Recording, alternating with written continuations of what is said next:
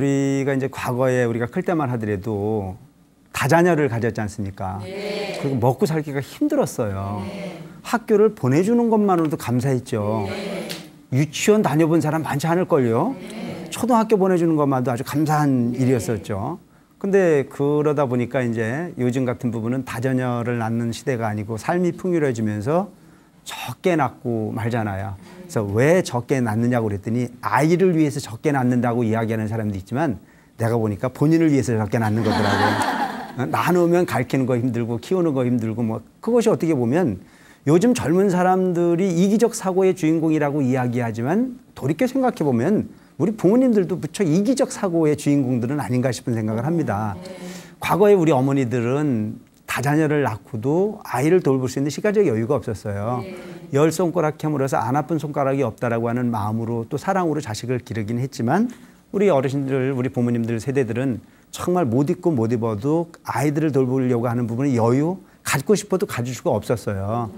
뭐 그야말로 밥을 지어도 가스레인지에 올려놓고 밥을 대거나 저희 전자밥통에 끼워놓는 데서 밥이 되는 것이 아니고 생소까지 꺾어서 소위 후후 불어가면서 밥을 지었지 않습니까? 네. 그러니까 많이 낳은 그 부모가 그 어렵게 키운 자식 효도해야 돼야 안 해야 돼야? 해야 돼요. 효도해야 되는데 우리 잊어버리고 사는 경우가 무척 많잖아요. 네. 그래서 얼마 전에 어떤 사람이 저한테 묻더라고요.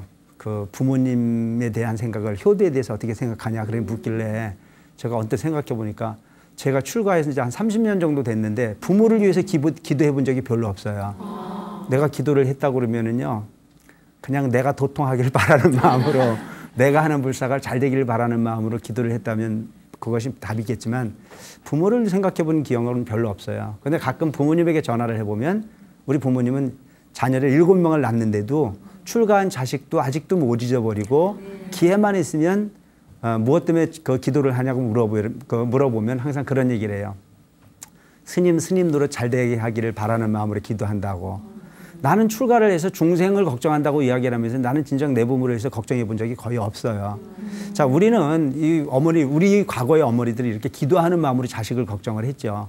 근데 요즘에 그 핵가족을 통해서 자녀를 낳으신 분들을 보면은 하나 내지는 둘밖에 안 낳잖아요. 네. 그러니까 그 하나나 둘을 낳는 그 어머니 마음이 오직 그 둘에게만 가 있다 보니까 그것이 좀 부족해야 되는데 넘치거든요. 네. 너무 넘치다 보니까 감당이 안 될 정도로 자녀에게 이제 신경을 쓰는 거죠. 네.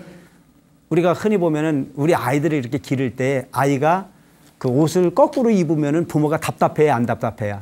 답답해요. 부모가 답답해요. 근데 그놈은 답답해요, 안 답답해요? 정작 그놈은 안 답답한데 나만 답답한 거예요.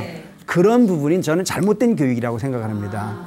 아이 스스로가 답답함을 느껴서 엄마 내가 이게 옷을 거꾸로 입은 것 같아요. 바로 입혀주세요 라고 할 때까지 기다릴 수 있을 때 그 아이는 제대로 된 아이가 될 수 있을 텐데 그 아이는 생각 자체를 할 수 있는 기회가 없어요. 왜? 엄마가 다 해주니까. 밥을 먹고 뭐 그 간식을 먹고 하는 부분도 선택권이 본인한테 있어요? 부모한테 있어요? 부모한테 있어요. 그러니까 내가 볼 때는 너무 시간적 여유가 많으신 분들이 자녀를 위해서라고 이야기하지만 그것이 자녀를 위한 것이 아니고 누구를 위한 거예요? 자기 자신을 위한 욕심이라고 저는 생각할 수밖에 없다고 생각을 합니다. 되도록이면 기다려주는 부분이 미덕이 필요하다. 여러분 소를 말입니다. 소가 물을 먹고 싶을 때 먹지 먹기 싫은 물을 소가 먹을 수 있어요, 없어요? 없어요. 저 옛날에 이제 그 시골에서 컸거든요. 그 시골에서 크면은 학교를 갔다면 우리는 반드시 소골을 한 점을 폈어요. 과거에 웬만한 사람들 다 그렇게 컸어요, 시골에서는. 겨울이면 산에 가서 나무 하루에 한 짐 꼭 해갖고 와야 됐고, 방학 때면 2짐 했어요. 오전에 한 짐 해갖고 오고, 오후에 한 짐 해갖고 오고. 학교 갔다 와서 오후에 반드시 소골을 한 짐을 비워야 되는데, 소 풀을 비는 건 좋지만 지고 오는 게 너무 힘들어요. 그래서 어머니하고 협상을 하는 거죠. 어떻게? 소를 데리고 나가서 소를 뜯어먹게 해갖고 오겠다. 이걸 이제 소를 뜯긴다고 그러죠. 그럼 소를 뜯기러 나가면은 소를 따라다녀야 되는데 그게 너무 힘들잖아요. 친구들하고 놀고 싶지 소 따라다니고 싶지 않잖아요. 그럼 이제 머리를 쓰는 거예요. 소를 붙들어 매놓죠. 알아서 뜯어먹으라고. 그리고 실컷 놀아요. 그때 왜 그렇게 시간이 잘 가죠? 그럼 그 많은 시간이 지나고 난 다음에 소가 뜯어먹은 것은 소 골비가 허락되는 범위 속에만 뜯어먹었지 그 많은 공간을 뛰어다니면서 먹지를 못했잖아요. 그러니까 소가 배창사가 들어붙었어요. 왜? 먹은 게 없으니까. 근데 해는 졌기 때문에 소를 데리고 집에를 가서 부모님에게 허락을 이제 검사를 맡아야 돼요. 소 배가 부른지 안 부른지. 근데 내가 보니까 소가 굶어가지고 배쩍 붙어 있어요. 그래서 그때 머리를 쓴 게 뭐냐면 물을 먹여가지고 가야 되겠다. 그래서 소를 가지고 우물에 갖다 담궜는데 안 먹더라고요. 저는 인생에 우리 아이들의 교육도 마찬가지라고 생각을 합니다. 본인 스스로가 동기부여의 기회를 통해서 본인 스스로가 할 수 있도록 기회를 줘야 되는 건데도 불구하고 오늘날 많은 욕심으로서 자녀를 대하다 보니까 모든 것을 부모가 다 해줘야 되겠다라고 하는 쪽의 생각으로서 일관하는 것이 현실의 부모님들의 욕심이 아닌가 싶은 생각을 합니다. 그래서 부모님이 끝까지 그 아이와 생을 같이 할 때까지 뒷바라지를 할 수 있는 부분이 경우라면 좋겠지만 언젠가는 가야 될 텐데 부모가 먼저 갑니까? 자식이 먼저 갑니까? 부모가 반드시 먼저 가야 되는데 그런 식으로 세상의 삶의 방법을 제대로 가르쳐주지 못하고 만약에 그 소위 손을 놓고 간다고 했을 때 그것은 크나큰 고통으로 일관할 수밖에 없다는 생각을 합니다.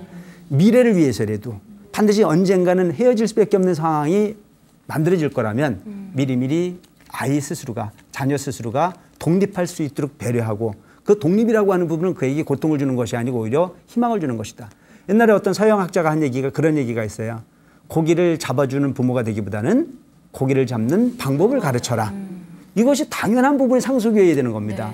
우리가 흔히 보면 상속이라고 하는 부분은 물질적 부분의 상속만을 상속이라고 생각하는데 삶의 방법을 가르치는 게 상속이에요. 사자가 새끼를 낳으면은 벼랑에서 굴려본다잖아요. 그래서 거기서 살아남는 놈만 기르잖아요. 우리는 그런 부분이 잔인함으로써 상속할 수는 없지만 두뇌를 가진 인간이기 때문에 그들에게 내가 없는 미래의 삶을 스스로가 살 수 있는 삶의 방법을 가르치는 것 자체가 재산을 주는 것보다 더 큰 거다. 그래서 오늘 우리가 흔히 보면 어떤 분이 그런 말씀도 하시더라고요. 자녀에게 책을 준다 한들 보라는 보장이 없고 자녀에게 재산을 준들 재산을 지키라는 보장이 없다. 그렇다면 책을 읽을 수 있는 방법을 가르치는 거요. 재산을 버는 방법을 가르치는 것이 그 제대로 된 상속이라고 볼 수 있는 부분입니다. 걱정으로 일관하기보다는 때로는 고통이라고 하는 부분으로부터 자유로워질 수 있도록 노력하는 방법을 가르치는 것이 훨씬 더 완벽한 부모의 역할이라고 볼 수 있습니다. 어느 순간 전번에 어떤 분이 이제 그 문자를 하나 이렇게 보내줬더라고요. 좋은 글이라고 해서 보내줬는데 아주 감동스러운 이야기가 이 이야기와 통하는 이야기가 될 것 같아서 소개를 하나 드리고자 합니다. 어느 곤충학자가 있었대요. 이 곤충학자가 곤충을 관찰을 하다 보니까 이 곤충이 이제 잘 살다가 어느 정도 나이가 먹으면 고추가 되잖아요. 고추가 돼서 그 고추 속에서 오랫동안 살고 있다가 어느 때가 되면 그 고추를 갉고 뭐가 나오면 나방이 나와요. 근데 그 나방이 보면 아주 구멍을 젊게 뚫어놓고 그 적은 구멍을 통해서 몸부림을 치고 나오기 시작을 합니다. 근데 그 몸부림을 치는 모습이 너무나 안타까워서 이 곤충학자는 그 나방을 도와주려고 구멍을 크게 틀어줬대요. 그랬더니 편안하게 나와서 잘 날아갈 줄 알았는데 나방은 나르지 못하고 날개를 질질 끌고 한참을 가다가 도저히 날개짓을 하지도 못하고 그냥 힘이 빠져서 죽더랍니다. 곤충학자가 바라다 봤을 때 본인은 좋은 일을 하려고 한 부분인데도 불구하고 한 나방의 생명이 죽어가는 모습을 보면서 큰 깨달음을 얻었다는 거죠. 때로 이 고통이라고 하는 부분은 그 고통이라고 하는 부분은 힘을 기르는 방편일 수 있는 부분인데도 불구하고 그 방편을 생략하다 보면 힘을 잃어서 스스로 도태될 수밖에 없는 인격이 될 수 있듯이 우리가 자녀라고 하는 부분도 부모가 다 해주고 싶지만 그 해주는 것이 능사가 아니고 스스로가 해결할 수 있도록 기다릴 수 있는 부분이 지혜. 그것이 그 자녀를 더 행복한 미래를 보장하게 하는 삶의 진실한 방법일 수 있다는 점을 꼭 기억하셨으면 좋겠다는 생각이 듭니다. BTN